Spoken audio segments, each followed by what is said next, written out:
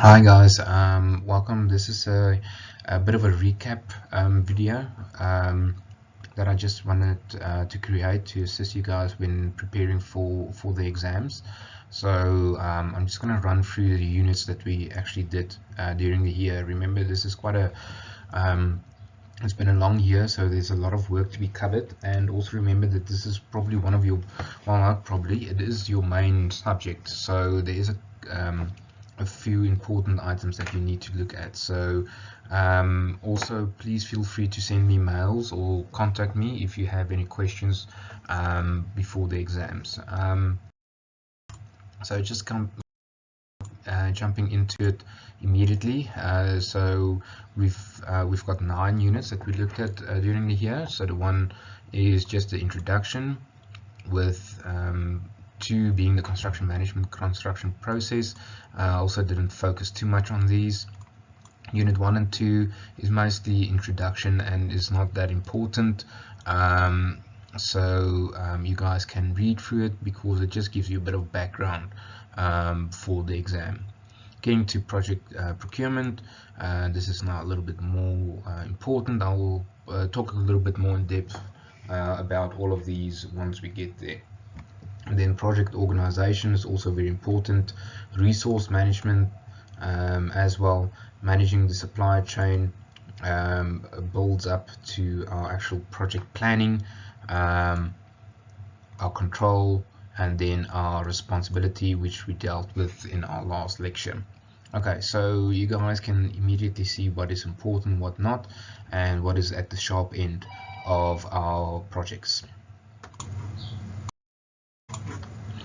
Okay, so unit 1, like I said, is just read through it. We basically just defined who the construction manager is and the construction project manager, define the construction industry. So even though this is not that important, it will assist you in answering questions and making arguments during the exam.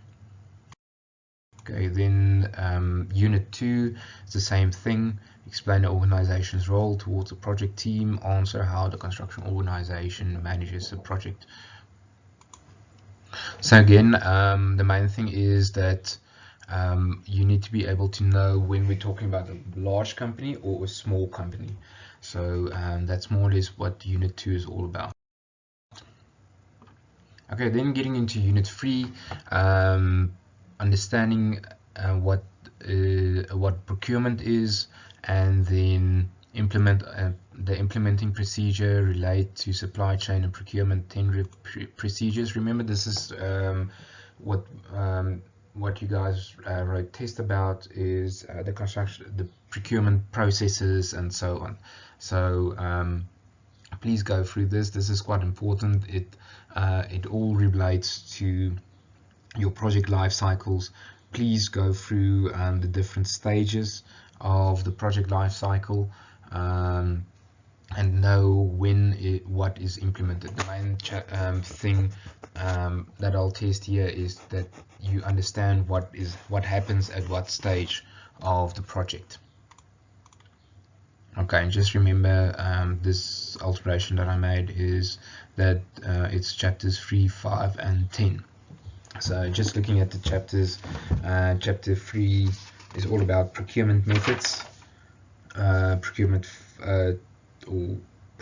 chapter 5 is your tendering procedures, and then chapter 10 is your developing your construction sequence. So there you must know your master program, your different programs is starting to get in, come in here. Okay, so getting to unit 4, your learning outcomes.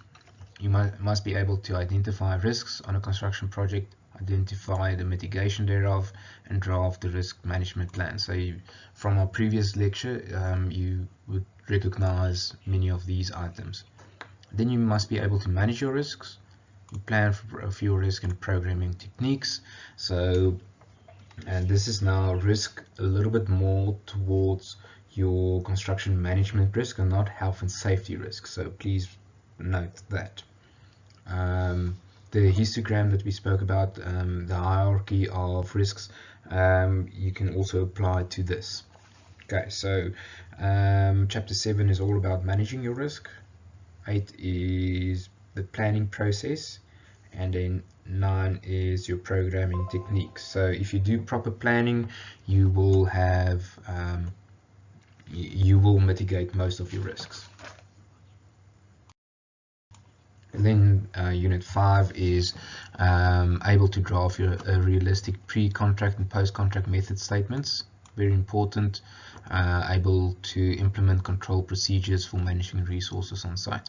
Okay, guys, I'll probably ask you questions in the form of explaining stuff, but I might combine it by explaining certain procedures on site through a development of a method statement.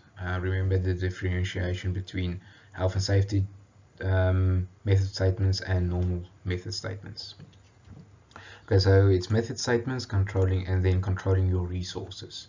So please look at chapter 11 and 18. 11 is all about method statements, and 18 is all about controlling your resources.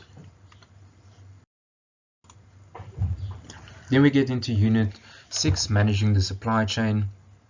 This is now actually starting to implement your planning. So understand what is meant with management of the supply chain, apply the best supply management procedures for a scenario.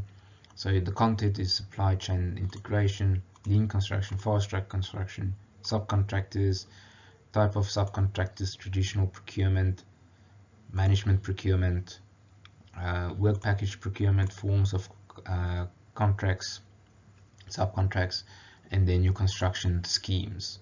But basically, in a nutshell, please look at chapter 6, which is you're managing the supply chain, and then chapter 18, which we already did in the previous unit, but just the final thing section, which is remember we did lean construction and waste management from chapter 18 in this unit. So please remember the link between this unit and our last unit, unit 9, for lean construction, waste management, health and safety, and so on. Okay, so there's a little bit of a overlap between those. But then we get to chapter 7, where we actually now we start planning our project proper, where we have our program, cash flow, and resource planning. Very important is cash flow and resource planning. So the content in this was developing your construction sequence, planning the project, and then planning your cash flow. So this is chapter 13 and 14. Planning the project is, remember, your pre-contract planning, pre-contract meetings, etc. So this is now when you've been awarded, how do you plan before you actually go into construction. And then 14 is all about planning your cash flow.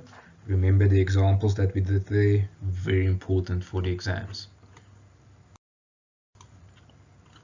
Then we get to unit 8, which is now controlling your program. So now you monitor your project plan, the implementation actions, project control procedures, controlling your time and your money.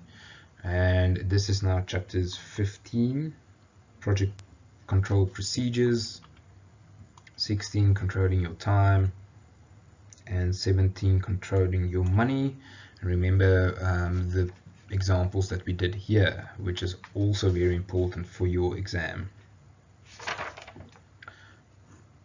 Okay, so, and that's more or less it. So unit 7 and 8 is very important for the exams, and then we get to unit 9, which we dealt with in the previous lecture, which is all about health and safety, sustainability, lean construction, waste management. So these last ones we actually dealt with in chapter 18 quite a bit. So safety planning, sustainability, lean construction, waste management, and this is all in chapter 12. So chapter 12, you must be able to discuss items like, for instance, what is the pressures on health and safety and how it's mitigated and what type of forms you will use, etc. Okay guys, so good luck with the exams. Like I said, you're more than welcome to contact me if you do have any questions, and yeah, I hope to hear from you soon.